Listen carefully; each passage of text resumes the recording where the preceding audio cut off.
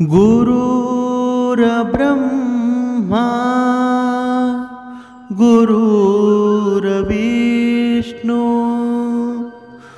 गुरुर्देवो महेश्वरा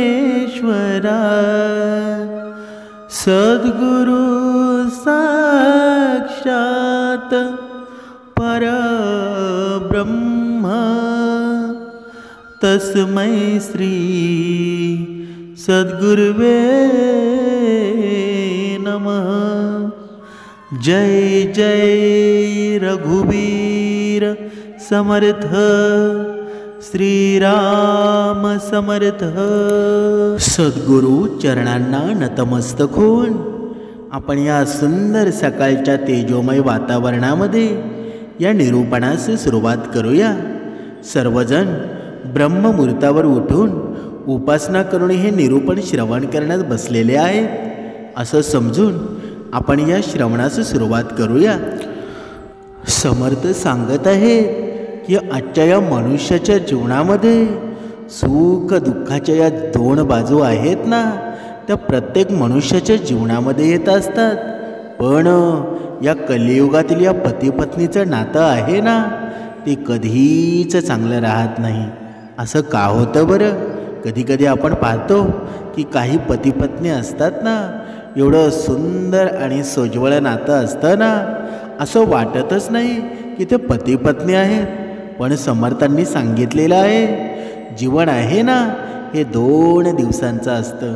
एक दिवस तुमच्या बाजूला तर एक दिवस तुमच्या विरुद्ध असतो। म्हणजे तुमच्या बाजूच्या दिवशी तुम्ही हे आयुष्यामध्ये कधी गर्व करून देऊ नका, आणि जेव्हा दिवस तुमच्या विरुद्ध असेल ना, तेव्हा थोडी सबुरी नक्कीच पाळायला हवी। पण मनुष्य तसा करतो का? मनुष्याला हे सुख आहे ना, ते लगेच हवं असतं। ताबडतोब त्या सुखाची प्रचिती त्याला हवी असते। पण हा कलियुगातील पती आहे ना, त्याच्या बायकोसोबत खुश नसतो, किंवा या नवरा बायकोचं नातं आहे ना, एकमेकांना चांगलं वाटत नाही, एकमेकांना सुंदर वाटत नाही। पण असं का होतं बरं? कारण हा कलियुगातील या कोणत्या शापामुळं कलियुगातील नवरा बायको एकमेकांवर प्रेम करत नाही। बायको स्वतःच्या नवऱ्याला सोडून परपुरुषाशी संबंध ठेवते, आणि पुरुष स्वतःच्या बायकोला सोडून पर स्त्रीशी संबंध ठेवत असतो। म्हणजेच स्वतःच्या बायकोसोबत संतुष्ट न राहता दुसऱ्या स्त्रीमध्ये मन गुंतवतो। कारण काहीही असो, पण स्त्री पुरुषांच्या या सवयीमुळं नवरा बायकोच्या नात्यामध्ये खोल दरी निर्माण होत असते। त्यांचं जीवन दुःखानं भरून जातं। म्हणजेच आजकालचे नवरा बायको आहेत ना, बहुतेक वेळा एकमेकांवर अजिबात संतुष्ट नसतात, ज्यामुळं ते एकमेकांना फसवून दुसऱ्या पुरुषांमध्ये तर स्त्रियांमध्ये मन रमवत असतात, आणि परिणामी त्यांच्या जीवनामध्ये नेहमीच दुःख निर्माण होत असतं, कलह निर्माण होत असतो। त्यांचं जीवन आहे ना, दुःखाच्या भट्टीत जळत असतं। हे असं का घडतं? या प्रश्नांची उत्तरं आहेत ना, नक्कीच या निरूपणामध्ये तुम्हाला मिळणार आहेत। समर्थांनी सांगितलंच आहे ना, आपण पुराणामध्ये सुद्धा ऐकलेलं असेल, ऋषी किंदम यांनी राजा पांडूला शाप दिला होता की ते ज्या वेळेस कामवासनेच्या प्रभावाखाली आपल्या पत्नीसोबत संबंध ठेवतील ना, त्याच वेळेस त्यांचा मृत्यू होईल। हा शाप तेव्हा दिला होता, तेव्हा राजा पांडू एक दिवशी शिकारीला गेले होते, आणि त्यांची एका मृगाची शिकार केली होती। तो मृग मुळात ऋषी किंदम होते, आणि जे त्यांच्या पत्नीसोबत मृगाचं रूप धारण करून वनामध्ये फिरत होते। राजा पांडूंना याची कल्पनाच नव्हती की तो मृग खरं तर ऋषी होते। ऋषी किंदम यांनी राजा पांडूला शाप दिल्याचं कारण सांगितलं की ते मृग रूपामध्ये आहेत। पत्नीबरोबर एकांतामध्ये वेळ घालवत असताना त्यांच्यावर बाण सोडलं होतं, आणि ऋषीचा शाप ऐकून महाराज पांडूंनी विचारलं, हे भगवान, माझ्याकडून मोठा गुन्हा झाला आहे, मी कोणत्या तोंडाने तुमची क्षमा मागू? ऋषींनी सांगितलं, मी तुला क्षमा करणार नाही. तू मला अशा स्थितीमध्ये मारला आहेस ना, जेव्हा मी एकांतात माझ्या पत्नीशी प्रेम करत होतो. आणि तसंही येणाऱ्या काळामध्ये स्त्री पुरुष आहेत ना, आपापल्या पत्नी किंवा पतीबरोबर खूपच कमी प्रेम करतील. दुजा भाव एवढा वाढेल ना की लोक आपल्या जोडीदारापासून वेगळं वागू लागतील. राजा पांडूंनी विचारलं, याचा काय अर्थ आहे का? मला काही समजलं नाही. कृपया मला विस्ताराने सांगण्याची कृपा करावी. तेव्हा ऋषींनी सांगितलं, हे राजन, माझ्याकडे इतका वेळ नाही आणि माझी प्राणशक्ती क्षीण होत आहे. तरीही मी तुला संकेताने सांगतोय की तू स्वतःच अधिक समजून घे. मी माझ्या पत्नीशी प्रेम करत होतो तेव्हा तू मला जगू दिलं नाहीस. आणि जे स्त्री पुरुष आपल्या जोडीदारावर संतुष्ट नाहीत ना, त्यांची स्थिती काय होईल? एकदा गरुडजींनी भगवान श्रीहरी विष्णू यांचा हाच प्रश्न विचारला होता. हे प्रभू, यावेळी पृथ्वीवर लोकांचे हाल बेहाल आहेत. आज मी येत होतो तेव्हा मी पाहिलं की एक विवाहित नवरा बायको काही दिवसांपर्यंत एकमेकांवर प्रेम करतात, पण विवाहानंतर काही दिवसांनी ते नवरा बायको एकमेकांपासून संतुष्ट न राहता चोरून दुसऱ्या स्त्री किंवा अथवा दुसऱ्या पुरुषाशी संबंध ठेवतात.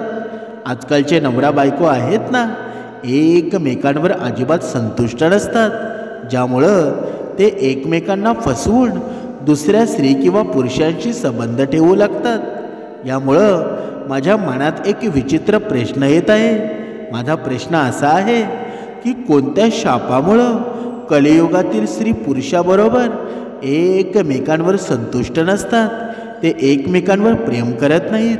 तेव्हा भगवंत म्हणाले, हे गरुडजी, आज तुम्ही मनुष्याच्या कल्याणासाठी आणि अतिशय महत्त्वाचा प्रश्न विचारलेला आहे. कारण हा प्रश्न तितकाच महत्त्वाचा आहे जितकं एखाद्या भुकेल्या माणसाला अन्न देणं. त्यामुळं आम्ही तुमच्या या प्रश्नाचं उत्तर एका महत्त्वपूर्ण कथेच्या माध्यमातून देऊ. तेव्हा भगवान विष्णू ती गरुडजींना कथा सांगायला सुरुवात करतात. एकेकाळी एका नगरामध्ये अर्जुन नावाचा एक मुलगा राहत होता. तो खूप सुंदर होता आणि हळूहळू तारुण्याकडे आपलं पाऊल टाकत होता, ज्यामुळं अर्जुन तरुण होऊ लागला होता. आणि हे तुम्हा सर्वांना माहीत आहे की ही अवस्था किती आनंदाने भरलेली असते. या अवस्थेमध्ये मनुष्य स्त्रीची सुंदर काया पाहून आकर्षित होत राहतो. आणि असं अर्जुनचंही होत होतं. तो जेव्हा एखाद्या मुलीला पाहायचा ना, तेव्हा त्याचं मन त्याच्या ताब्यात राहत नसं. म्हणजेच आज आपण पाहत असतो प्रत्येक जवानीमध्ये आलेल्या मुलाचं आहे ना, हाच प्रसंग घडत असतो. आणि आपल्या या भारतामध्ये हे वेगवेगळे गुन्हे घडतात ना, ते याच कारणामुळं घडत असतात. म्हणून हे अर्जुन होता ना, त्याचंसुद्धा तसंच झालं. तेव्हा त्याचं मन त्याच्या ताब्यात राहत नव्हतं. त्यामुळं तो त्या स्त्रीवर आपलं मन हरवत असे आणि तिच्याबरोबर वासना आणि भोग करण्यासाठी तो व्याकुळ राहत असे. एके दिवशी त्याच्या वडिलांनी मनात विचार केला की आता माझा मुलगा तरुण झाला आहे आणि म्हणून मला त्याचं लग्न करून द्यायला हवं. त्यानंतर अर्जुनच्या वडिलांनी स्वतःच्या मुलासाठी एक सुंदर स्वभावाची मुलगी पाहून त्याचं लग्न लावून दिलं. आणि अर्जुनच्या पत्नीचं नाव सावित्री होतं. आणि सावित्री अर्जुनवर खूप प्रेम करायची. पण अर्जुन फक्त त्याच्या पत्नीच्या रूप सौंदर्यावर प्रेम करत होता. त्याची पत्नी त्याची खूप चांगल्या प्रकारे काळजीसुद्धा घेत होती. म्हणून तोही त्याच्या पत्नीवर खूप प्रेम करायचा. पण एके दिवशी असं झालं की अर्जुनची पत्नी बाजारातून काही भाजी आणण्यासाठी गेली होती. तेव्हा अचानक तिच्या समोरून येणाऱ्या बैलगाडीनं धक्का लागल्यामुळं ती जमिनीवर पडते. तेव्हा चेहऱ्यावर खूप मोठी जखम होते आणि तिचा चेहरा खराब होऊन जातो. मग तेव्हा अर्जुनची पत्नी घरी परत येते. तेव्हा अर्जुन हे सर्व दृश्य पाहून आश्चर्यचकित होतो आणि पत्नीला विचारतो, हे तुला काय झालं आहे? तुझा चेहरा अगदी खराब का झाला आहे बरं? चल, मी तुला वैद्याकडे घेऊन जातो, तिथे आपण तुझे उपचार करून येऊया. मग अर्जुन नगरातील एका वैद्याकडे जाऊन पत्नीच्या चेहऱ्याचा उपचार करून घेतो. त्यावर वैद्याकडून उपचार करून घेतल्यानंतर सुद्धा अर्जुनच्या पत्नीचा चेहरा अजिबात ठीक होत नाही. आता हळूहळू अर्जुनच्या पत्नीचा चेहरा कुरूप होत जातो. अर्जुन आता पत्नीपासून हळूहळू दूर राहू लागतो. त्याचं मन पत्नीमध्ये न रमता इतर स्त्रियांच्या आसपास फिरू लागतो. म्हणून तो खूपच निराश राहू लागतो. लक्षात ठेवा, ही गोष्ट म्हणून ऐकू नका, कारण आपल्या जीवनाचं हे सार आहे. जेव्हा हे नवरा बायको असतात ना, आपल्या जीवनामध्ये सौंदर्याला महत्त्व देतात, तेव्हा त्यांच्या जीवनामध्ये त्यांच्या संसारामध्ये अशी अवस्था निर्माण होत असते. म्हणूनच समर्थांनी सांगितलेलं आहे ना, मनुष्याने सौंदर्याशी म्हणजे सौंदर्याला पाहून कधीही लग्न करू नये. सौंदर्य कधी जाईल ना ते सांगता येत नाही. बघा आता आपण पुढे पाहूया. तो अर्जुन होता, तो निराश राहू लागला होता. त्याला त्याची पत्नी आता आवडत नव्हती. मग एके दिवशी अर्जुनची पत्नी नवऱ्याजवळ येऊन म्हणते, मला माहेरी जाऊन खूप दिवस झालेले आहेत, म्हणून तुमची आज्ञा असेल ना तर मी काही दिवसांसाठी माझ्या माहेरी जाऊ शकते का? तेव्हा अर्जुन पत्नीला म्हणतो, यात काही विचाराची गोष्ट आहे? तुझ्या आईबाबांचं घर आहे ना, जेव्हा वाटेल तेव्हा तू जाऊ शकतेस. त्यानंतर अर्जुनची पत्नी तिच्या माहेरी निघून जाते आणि इकडे घरात फक्त अर्जुन एकटाच राहतो. एके दिवशी अर्जुनच्या मनात कामवासनेचे भाव जागृत होतात, ज्यामुळं तो खूप त्रस्त झालेला असतो. अर्जुन त्याच्या घरात बसला होता, तेव्हा अचानक त्याच्या घरासमोरून एक सुंदर स्त्री चालली होती. तिला पाहून अर्जुन तिच्यावर मोहित होतो. मग तो त्या सुंदर स्त्रीजवळ जातो आणि त्या दिवशी त्याच्या मनात कामवासनेने भाव जागृत झालेला असतो. अर्जुन त्या सुंदर स्त्रीची गोड गप्पा मारू लागतो, ज्यामुळं त्या स्त्रीच्या मनात सुद्धा कामवासना भरते. मग दोघेही मनात चाललेल्या या योजनेला पूर्ण करण्यासाठी बघा ते नियोजन आखतात. पण तरीही अर्जुनचं मन संतुष्ट झालेलं नव्हतं. त्या दिवसानंतर तो रोज कोणत्या तरी स्त्रीला म्हणजे वेश्येला पैसा देऊन घरी बोलवत असे आणि अशा प्रकारे तो त्याच्या घरातील धन संपवत असे. इथे समर्थांनी सुंदर सांगितलेलं आहे, माणसाची पत्नी आहे ना, एखाद्या पतीची पत्नी असेल, जर त्याला स्त्रीसंग लागलेला असेल ना, तर त्याची पत्नी किती सुंदर जरी असेल ना, तरीही ते वेड त्याला लागलेलं असतं. म्हणून आपण कधीही रूपाकडे बोलू नये, कारण खरं सौंदर्य असतं ना, ते माणसाच्या मनामध्ये पाहावं. आणि जो आपल्या पत्नीचं किंवा पतीचं सौंदर्य आपल्या मनामध्ये पाहतो ना, त्याचा संसार कधीच तुटत नाही. म्हणून एके दिवशी असं झालं की अर्जुन एका अत्यंत सुंदर वेश्येसोबत भोगविलासामध्ये गुंतलेला होता. तेव्हाच अचानक अर्जुनची पत्नी तिच्या माहेरातून परत येते. ती घरात पाहते की घराचे दरवाजे उघडे आहेत, म्हणून ती थेट घरात येते. आतलं दृश्य पाहून ती क्रोधाने लालबुंद होते आणि नवऱ्याला रागाने विचारू लागते, माझ्या प्रेमात असं काही कमी पडलं होतं का, ज्यामुळं तुम्हाला असं कृत्य करावं लागलं? अर्जुन पत्नीच्या तोंडून अशी भाषा ऐकून शांत राहतो. तेव्हा अर्जुनची पत्नी त्याला म्हणते, मी आता तुम्हाला सोडून चालली आहे. अर्जुनला असं सांगून त्याची पत्नी त्याला सोडून घरातून निघून जाते आणि अर्जुन पत्नीला थांबवण्याचा खूप प्रयत्न करतो. पण त्याची पत्नी त्याला सोडून तिच्या माहेराकडे निघते. तिला तिच्या माहेराकडे जाण्यासाठी एक दाट जंगलातून जावं लागतं. ती मनात खूप दुःखी होती. अर्जुनची पत्नी आता जंगलातून माहेराकडे निघाली होती. तेव्हा अचानक ती पाहते, एक साधू त्यांच्या झोपडीजवळ एका झाडाखाली ध्यानस्थ बसलेले होते. हे पाहून सावित्री त्या साधूंजवळ पोचते आणि त्यांच्या समोर दोन्ही हात जोडून बसते. मग काही वेळानंतर जेव्हा साधू त्यांचे डोळे उघडून पाहतात ना, तेव्हा त्यांना दिसतं की त्याच्या समोर एक अत्यंत कुरूप स्त्री दोन्ही हात जोडून बसलेली होती. तेव्हा तो साधू त्या सावित्रीला म्हणतो, हे कन्या, तू कोण आहेस आणि कोणत्या प्रयोजनासाठी माझ्याकडे आली आहेस? त्या साधूचं बोलणं ऐकून सावित्री म्हणते, हे भगवान, मी एक अभागी स्त्री आहे. माझं लग्न अर्जुन नावाच्या एका तरुणाशी झालं होतं आणि मी त्याच्यासोबत या नगरामध्ये राहत होते. सगळं काही व्यवस्थित चालू होतं. पण एके दिवशी मी घरात काही सामान घेण्यासाठी बाजारात गेले.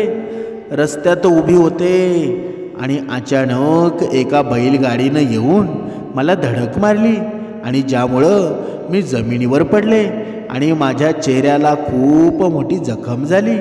मग जेव्हा मी घरी गेले तेव्हा माझ्या नवऱ्यानं विचारलं की हे काय झालं. तेव्हा मी सगळं सांगितलं. माझं बोलणं ऐकून माझ्या नवऱ्याने माझ्या चेहऱ्याचे उपचार केले. पण त्यावेळी मला माझ्या नवऱ्यानं वर्तन काहीही विचित्र वाटत होतं, कारण तो माझ्याशी नीट बोलत नव्हता आणि काय विचार करत होता ते सुद्धा समजत नव्हतं. मग एके दिवशी मी माझ्या नवऱ्याला म्हटलं, मी खूप दिवसांपासून माहेरी गेलेली नाही. मी माहेरी जाऊ शकते का? तुम्हीही माझ्यासोबत माहेरी येऊ शकता का? तेव्हा त्यानं माझ्यासोबत माहेरी जाण्याचं अगदी नाकारलं आणि म्हटलं, तूच जा, माझं मन नाही. आणि त्यानंतर मी माझ्या वडिलांच्या घरी गेले आणि माझ्या आईला भेटून काही दिवसांनी जेव्हा मी घरी परतले तेव्हा मी पाहिलं की माझ्या नवऱ्याने दुसऱ्या स्त्रीसोबत संबंध ठेवले आहे, ज्यामुळं मी त्याच्याशी भांडून आणि त्याच्यावर नाराज होऊन या जंगलामध्ये आले आहे. इथे तुम्ही मला ध्यानाला बसले व दिसले आणि लीन झालेले पाहिलं आणि तुमच्याकडे एक प्रश्न विचारण्यासाठी आले आहे. मग तेव्हा तो साधू डोळे बंद करून आणि सावित्रीच्या जीवनात घडलेल्या सर्व घटनांना पाहतो. तो म्हणतो, हे कन्या, तुझ्यासोबत खरंच खूप वाईट झालेलं आहे. आता तुला माझ्याकडून काही जाणून घ्यायचं आहे का? निर्धास्त होऊन विचार आणि तुझ्या सर्व प्रश्नांची उत्तर देण्यासाठी मी तयारच आहे. तेव्हा सावित्री त्या साधूला विचारते, हे भगवान, माझा प्रश्न असा आहे की कोणत्या शापामुळं नवरा बायको एकमेकांवर संतुष्ट राहत नाही, एकमेकांवर प्रेम करत नाही. सावित्रीचं हे बोलणं ऐकून तो साधू म्हणतो, हे कन्या, हा खूपच महत्त्वाचा प्रश्न विचारलेला आहेस. पण तुला तुझ्या या प्रश्नाचं उत्तर एका कथेद्वारे देऊ इच्छितो. एका दिवसाची गोष्ट आहे. हस्तिनापूरचा राजा दुष्यंत शिकार करण्यासाठी वनात गेला होता. तेव्हा महाराज एका हरणीचा पाठलाग करत होते आणि पाठलाग करताना महाराजांना खूप तहान लागते आणि पाण्याच्या शोधामध्ये महाराज दुष्यंत महर्षी कण्व यांच्या आश्रमामध्ये पोचतात आणि आश्रमामध्ये हस्तिनापूरचे राजा दुष्यंत एका झाडाखाली सावलीत बसून आराम करत होते. तेव्हा तेथील ऋषींनी राजाजवळ येऊन रागानं म्हटलं, हे राजन, या वनात कुठल्या प्राण्याची शिकार करणं अपराध आहे. हाच आमचा आदेश आहे. ऋषींचं बोलणं ऐकल्यानंतर राजा दुष्यंत यांनी शिकार न करण्याचा निर्णय घेतला आणि त्यांनी त्यांना वचन दिलं. त्यानंतर राजा दुष्यंत परत त्याच्या रथाच्या दिशेने जाऊ लागले. राजा निराश होऊन चालला होता. हे पाहून ऋषी राजाला आश्रमात थांबण्यास म्हणाले. त्या ऋषीचा मान सन्मान करून महाराज दुष्यंत यांनी त्यांचं बोलणं नाकारलं नाही आणि त्या ऋषींच्या आश्रमामध्ये विश्रांतीसाठी थांबले. जेव्हा महाराजांना समजलं की तो आश्रम महर्षी कण्व यांचा आहे, तेव्हा राजाने प्रवेश करताना महर्षी कण्व यांना आवाज दिला. आवाज ऐकून राजाच्या समोर एक अत्यंत सुंदर आणि मनमोहक तरुण स्त्री, जिचं नाव मायावती होतं, ती समोर आली आणि तिला पाहून राजा दुष्यंत त्या युवतीवर मोहित झाले. प्रत्येक अतिथीचा जसा स्वागत केला जायचा ना, तसंच त्या युवतीनं महाराज दुष्यंत यांचं स्वागत केलं आणि महर्षीच्या अनुपस्थितीमध्ये सांगितलं की मायावती म्हणाली, हे राजन, महर्षी तर तीर्थयात्रेला गेलेले आहेत, परंतु तुमचं इथे स्वागत आहे. ऋषी सावित्रीला म्हणतात, हे देवी, मायावतीनं महाराज दुष्यंत यांचा पूर्ण निष्ठेने आणि सेवाभावाने स्वागत सत्कार केला आणि मायावतीचा सेवाभाव पाहून महाराज दुष्यंत अत्यंत प्रसन्न झाले आणि त्यांनी मायावतीला विचारलं, हे देवी तुम्ही कोण आहात? तेव्हा ती युवती म्हणाली, मी मायावती आहे महाराज, माझं नाव मायावती आहे आणि मी महर्षी कण्व यांची पुत्री आहे. मायावतीचं बोलणं ऐकल्यानंतर महाराज दुष्यंत आश्चर्यचकित झाले आणि ते म्हणाले, महर्षी तर आजीवन ब्रह्मचारी आहेत, मग तुम्ही त्यांची पुत्री कशी बरं? महाराज दुष्यंत यांची द्विधा मनस्थिती पाहून मायावतीनं महाराजांना तिच्या अभागी जीवनाची सर्व कहाणी सांगायला सुरुवात केली. मायावती म्हणाली, हे राजन, वास्तविक पाहता मी राजर्षी विश्वामित्र आणि स्वर्गातील अप्सरा मेनका यांची पुत्री आहे. माझ्या जन्माची खूप विचित्र कथा आहे. जेव्हा ऋषी विश्वामित्र घोर तपश्चर्या करत होते तेव्हा देवराज इंद्रानं त्यांची तपश्चर्या भंग करण्यासाठी अप्सरा मेनका हिला पृथ्वीवर पाठवलं. त्या अप्सरेनं राजश्री विश्वामित्रांसोबत प्रेमसंबंध स्थापित केले आणि ज्यामुळं माझा जन्म झाला. परंतु मला न माझ्या वडिलांनी न माझ्या आईनं पाळलं. माझ्या मातेला या गोष्टींचं भय होतं की ऋषी विश्वामित्र शाप देऊन मला भस्म करतील. म्हणूनच त्यांनी माझा त्याग केला आणि मला एकटीला वनात सोडून मेनका स्वर्गात निघून गेली. तेव्हा त्या वनातील पक्ष्यांनी माझं रक्षण केलं आणि त्यानंतर एके दिवशी ऋषी कण्व त्याच मार्गाने जात असताना मला पाहिलं आणि त्यांनी मला कडेवर उचललं. अशा प्रकारे त्यांनी मला या आश्रमामध्ये आणलं. हे राजन, धर्मानुसार जन्म देणाऱ्यापेक्षा पालनपोषण करणारा आणि अन्न देऊन प्राणाचे रक्षण करणारा पिता समान पूजनीय असतो ना. त्यामुळं मी ऋषी कण्व यांची पुत्री बनली. महर्षी कण्व यांनी मला कधीही त्या गोष्टीची जाणीव होऊ दिली नाही की मी त्यांची सख्खी पुत्री नाही आणि मीही त्यांना स्वतःच्या वडिलांपेक्षा जास्त मानते. ऋषी पुढे म्हणतात, हे सावित्री, या मायावतीचं हे बोलणं ऐकल्यानंतर महाराज दुष्यंत तिच्याकडे आणखीनच आकर्षित होतात आणि त्याचबरोबर महाराज दुष्यंत आधीपासूनच या मायावतीच्या सुंदरतेवर मोहित झालेले होते. त्यामुळं महाराज दुष्यंत यांनी मायावतीकडे विवाहाचा प्रस्ताव ठेवला. ते म्हणाले, हे मायावती, तुम्ही एक क्षत्रिय कन्या आहात. हे सुंदरी, तुमचं हे सौंदर्य पाहून माझं हृदय तुम्हाला दिलं आहे. जर तुम्हाला कोणतीही अडचण नसेल ना तर मी तुमच्यासोबत विवाह करू इच्छितो. अशा प्रकारचा प्रस्ताव ऐकल्यानंतर मायावती अचंबित झाली. परंतु मनातल्या मनात मी ती महाराज दुष्यंत यांना पाहून त्यांच्या शौर्याच्या गाथा ऐकून त्यांच्या प्रेमातच पडली होती ना.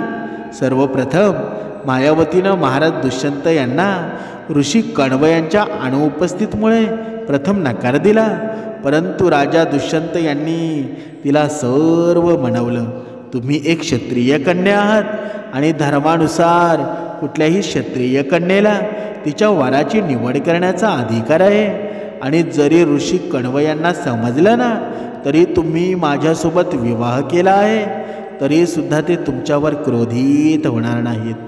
महाराज दुष्यंत यांच्या समजवण्यानंतर मायावतीनं महाराज दुष्यंत यांच्यासोबत विवाह करण्यास होकार दिला आणि अशा प्रकारे दोघांचा विवाह संपन्न झाला.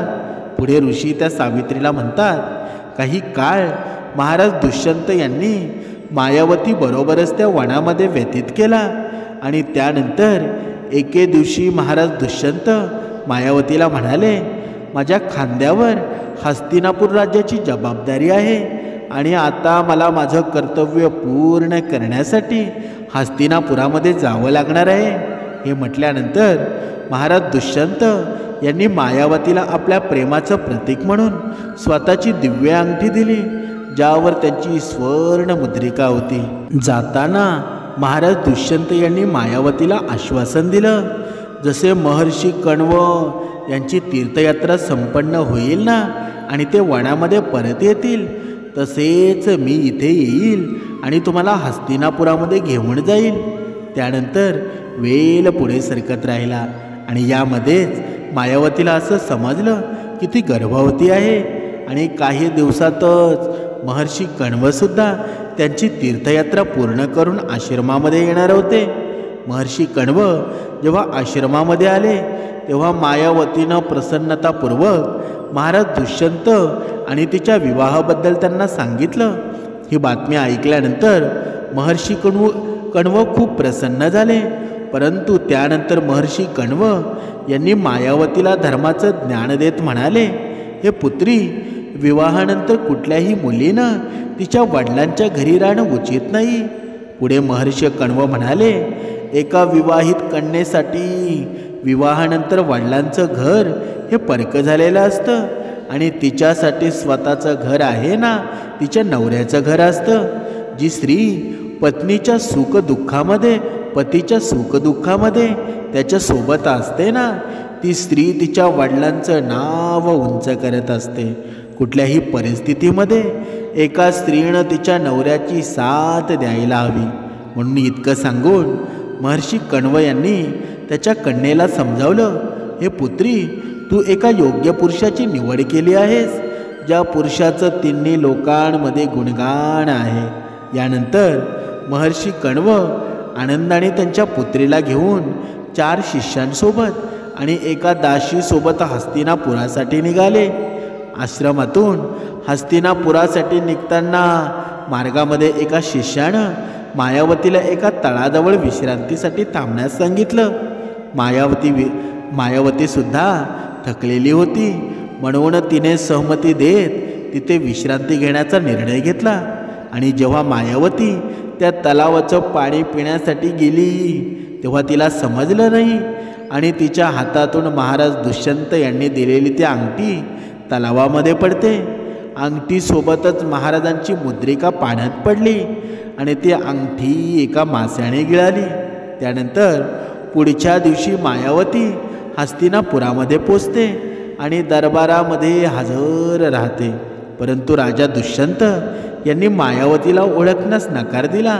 महाराज म्हणाले, मी तुम्हाला ओळखत नाही, ही स्त्री कोण आहे? महाराजांनी सैन्याला आदेश दिला की या स्त्रीला आपल्या राज्याबाहेर काढण्यात यावं. ऋषी म्हणतात, हे सावित्री, तुम्हाला मी आणखी विस्ताराने सांगतो की मायावतीशी विवाह केल्यानंतर जेव्हा महाराज दुष्यंत हस्तिनापुरामध्ये परत होते तेव्हा ते महर्षी दुर्वासांच्या आश्रमाजवळून चालले होते. महाराज तेव्हा त्यांच्या प्रिय पत्नीच्या आणि राज्याच्या विचारांमध्ये पूर्णपणे गुंग झालेले होते. आणि तेव्हाच महर्षी दुर्वासांनी महाराजांना आवाज दिला, परंतु महाराजांनी त्याच्याकडे दुर्लक्ष केलं. त्यांना महर्षी दुर्वासांचा आवाज ऐकू आला नाही. आणि अशा प्रकारे नकळत केलेल्या अपराधामुळं महर्षी क्रोधित झाले. त्यांनी राजा दुष्यंतला शाप दिला आणि ते म्हणाले, हे राजन, या वेळेला तुम्ही तुमच्या विचारांमध्ये हरवलेले आहात. एका ऋषीचा अपमान करून तुम्ही पुढे चालला आहात ना, त्यामुळे तुम्ही तुमची सर्वात प्रिय वस्तू विसरणार. हाच माझा तुम्हाला शाप आहे. महर्षी दुर्वासांचं हे कठोर वचन जेव्हा महाराज दुष्यंतांनी ऐकलं तेव्हा ते अत्यंत घाबरले. महाराज दुष्यंत ऋषी दुर्वासांच्या चरणामध्ये नतमस्तक झाले आणि राजा दुष्यंतांनी महर्षी दुर्वासांना सारखी विनवणी केली. राजाची सततची विनंती ऐकल्यानंतर महर्षी दुर्वास म्हणाले, मी शाप माझा परत घेऊ शकत नाही, परंतु जेव्हा तुम्ही एखादं सूचक चिन्ह पाहाल ना तेव्हा तुम्ही तुमच्या प्रिय गोष्टीला ओळखू शकाल. अर्थातच तुमच्या सर्व आठवणी आणि शक्ती परत येतील. हस्तिनापुरामध्ये महाराज दुष्यंत त्या मायावतीसोबत केलेला व्यवहार विसरतात आणि त्यांच्या राज्य कारभारामध्ये परत व्यस्त होतात. दुसरीकडे मायावतीच्या बोटातील जी अंगठी होती ती एका माशाने गिळाली होती. तो मासा एका मच्छीमाराच्या जाळ्यात अडकतो. जेव्हा त्या मच्छीमारानं त्या माशाला कापलं तेव्हा त्याला त्याच्या पोटामध्ये चमकणारी एक सोन्याची अंगठी दिसली आणि ती अंगठी पाहून तो मच्छीमार अत्यंत खुश झाला. त्याला ती दिव्य अंगठी विकायची होती आणि ती अंगठी घेऊन राज्यातील एका सोनाराजवळ पोचतो. जेव्हा सोनाराने ती अंगठी पाहिली तेव्हा त्याचं लक्ष अंगठीवर लिहिलेल्या त्या नावाकडं म्हणजे महाराज दुष्यंत यांच्या नावाकडे जातं. ही अंगठी महाराज दुष्यंत यांनी स्वतःसाठी हजारो सुवर्णमुद्रा खर्च करून ती बनवलेली होती. त्यामुळं सोनाराला असं वाटलं की या मच्छीमारानं ही अंगठी कुठून तरी चोरली असावी. लगेच त्या मच्छीमाराला कोतवालाच्या हवाली केलं आणि यानंतर कोतवाल ती अंगठी मच्छीमाराला घेऊन महाराज दुष्यंत यांच्यासमोर हजर झाला. सुरुवातीला महाराज दुष्यंत यांनी ती अंगठी ओळखली नाही, परंतु त्याच्यावर जी मुद्रिका होती ना ती पाहून महाराज दुष्यंत यांना मायावतीच्या सर्व गोष्टी आठवू लागल्या आणि त्यांनी मच्छीमाराला विचारलं, तुम्हाला ही अंगठी कुठे मिळाली? तेव्हा मच्छीमाराने सांगितलं, महाराज मला ही अंगठी महर्षी कश्यप यांच्या आश्रमाच्या शेजारी असणाऱ्या तलावामध्ये माशाच्या पोटात मिळाली आहे. महाराज दुष्यंत यांनी मच्छीमाराला मुक्त करण्याचे आदेश दिले आणि त्यानंतर मच्छीमाराला सांगितलं, तुम्हाला आमची पत्नी शोधण्यास मदत करावी लागेल. मायावतीला अनेक वर्षे शोधण्याचं कार्य सुरू करण्यात आलं, परंतु मायावती तिच्या वडिलांच्या घरी परत न जाता महर्षी कश्यप यांच्या आश्रमामध्ये गुप्त पद्धतीने राहू लागली. महर्षी कश्यप यांना त्यांच्या दिव्य दृष्टीमुळं सर्व गोष्टींची माहिती होती, म्हणूनच त्यांनी मायावतीला त्यांच्या आश्रमामध्ये आश्रय दिलेला होता. दुसरीकडे देवता आणि दैत्य यांच्यामध्ये भीषण युद्ध सुरू झालं, ज्याला आपण देवासुर संग्राम या नावाने सुद्धा ओळखतो. जेव्हा देवराज इंद्रानं महाराज दुष्यंत यांना देवतांच्या बाजूने लढाई करण्याचं आमंत्रण दिलं, तेव्हा महाराज दुष्यंत लगेच त्यांच्याजवळ असणारे सर्व दिव्य अस्त्रशस्त्र घेऊन युद्धासाठी हजर झाले आणि इंद्रासहित देवतांनी महर्ष दधीचं यांच्या जवळ जाऊन त्यांच्या हाडांपासून शस्त्र आणि अन्य काही अस्त्र प्राप्त केले आणि महाराज दुष्यंत यांनी भीषण युद्ध करून असुरांचा वध केला आणि अशा प्रकारे त्यांनी स्वर्ग धर्माची स्थापना केली. त्यानंतर देवतांनी सन्मान स्वरूप महाराज दुष्यंत यांना एका विमानाची भेट दिली आणि ते पृथ्वीवर परत त्यांच्या राज्यात आले. जेव्हा राजा त्यांच्या विमानामध्ये बसून हस्तिनापुरामध्ये परत येत होते, तेव्हा त्यांनी पाहिलं की महर्षी कश्यप यांच्या आश्रमामध्ये एका छोटासा मुलगा 4 वाघांमध्ये एकटाच खेळत होता. हे पाहून महाराज अत्यंत आश्चर्य वाटलं. त्यांना बालकाला पाहून महाराजांच्या हृदयामध्ये प्रेमाची भावना निर्माण झाली आणि तिथे ते लगेच पोचले. त्या बालकाला मिठीत घेऊन महाराज पुढे चालले असताना मायावतीच्या मैत्रिणी मागून ओरडल्या आणि म्हणू लागल्या, हे भद्रपुरुष, तुम्ही इथे काय करत आहात बरं? तुम्ही या बालकाला स्पर्श करू नका, अन्यथा तुम्ही जळून भस्म व्हाल. हा बालक महर्षी कश्यप यांच्या विशेष आशीर्वादाने दिव्य शक्तीचा ज्ञाता आहे. तुमचं हित यामध्ये आहे की तुम्ही या बालकापासून दूर व्हा. त्या बालकाच्या बाहूंमध्ये एक अत्यंत विषारी साप बांधलेला होता. जो कोणी त्या बालकाला स्पर्श करायचा ना, तेव्हा त्या विषारी सापाच्या विषामुळं तो व्यक्ती जळून भस्म व्हायचा. परंतु हे सर्व ऐकूनसुद्धा महाराज दुष्यंत स्वतःला थांबू शकले नाही. त्यांनी त्या बालकाच्या त्याच्या मिठीत घेतलं. तेव्हा मैत्रिणींना आश्चर्य वाटलं. त्यांनी पाहिलं त्या बालकाच्या बाहूंमध्ये बांधलेला साप पृथ्वीवर खाली पडला आहे. सर्वांना माहीत होतं की जेव्हा त्या बालकाचे वडील त्याला मिठीत घेतील ना, तेव्हा तो साप पृथ्वीवर खाली पडेल.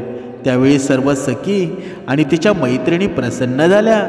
पळतच मायावतीजवळ गेल्या आणि तिला सर्व वृत्तांत सांगितला. मैत्रिणींचं हे बोलणं ऐकल्यानंतर मायावतीसुद्धा पळत दुष्यंत यांच्या जवळ आली आणि महाराज दुष्यंत यांनी मायावतीला पाहिलं तेव्हा लगेच तिला ओळखलं. त्यानंतर महाराज दुष्यंत यांनी मायावतीजवळ त्यांच्या कृत्याची क्षमा मागितली आणि कश्यप ऋषींची आज्ञा घेऊन महाराज दुष्यंत मायावती आणि त्यांच्या पुत्राला घेऊन हस्तिनापुरामध्ये परत आले. आणि हस्तिनापुरामध्ये परतल्यानंतर महाराज दुष्यंत यांनी सर्व प्रजेच्या समोर मायावतीला हस्तिनापूरची राणी म्हणून सादर केलं आणि महाराज दुष्यंत आणि मायावती यांचा तेजस्वी पुत्र, ज्याचं नाव भरत होतं, मोठा होऊन हा महान प्रतापी सम्राट बनला आणि त्याच्याच नावावर आपलं भारत देशाचं नाव भारत आहे. त्यावेळी सावित्री त्या साधूला प्रणाम करून तिच्या माहेरी न जाता पुन्हा तिच्या नवऱ्याच्या घरी परत जाऊ लागते, तेव्हा ती पाहते की तिच्या समोरून अर्जुन धावत होता. बघा, आता इथे विसरून जाऊ नका. ती त्या अर्जुनला सोडून माहेरी चालली होती ना. बघा, या दोघा नवरा बायकोंचं भांडण झालं होतं आणि ती ऋषींकडे गेली आणि ते ऋषी या सावित्रीला ही कथा सांगत होते. बघा, तुमच्या लक्षात असू द्या, कारण हे कथेचं सार आहे ना, ते मनुष्याला सर्व संकटातून वाचवणार आहे. आणि त्यानंतर बघा, ते नवऱ्याला पाहून, समोर येताना पाहून सावित्री खूप आनंदित होते. आणि त्यानंतर अर्जुन त्याच्या पत्नी सावित्रीजवळ पोचतो आणि तिची क्षमा मागतो. शक्य असेल तर मला क्षमा कर, मी वचन देतो की पुढे असं कधीच घडणार नाही. आणि हे नवऱ्याचं हे बोलणं ऐकून सावित्री तिच्या नवऱ्याला क्षमा करते आणि मग सावित्री तिच्या नवऱ्याबरोबर सुखाने जीवन व्यतीत करू लागते. या कथेचं तात्पर्य काय? समर्थांनी सांगितलेलं आहे की याच कारणामुळं नवरा बायकोला लहान सहान गोष्टीत लक्षात राहत नाही, ज्यामुळं ते एकमेकांवर नाराज होतात आणि बोलतसुद्धा नाही, ज्यामुळं ते एकमेकांवर कधी संतुष्ट राहत नाही आणि एकमेकांवर प्रेमसुद्धा करत नाही. यात ना तर नवऱ्याचा काही दोष आहे ना बायकोचा आहे, तर हे तर महर्षी दुर्वासांच्या शापामुळं झालं, ज्यामुळं या कलियुगातील नवरा बायको एकमेकांवर संतुष्ट राहत नाही.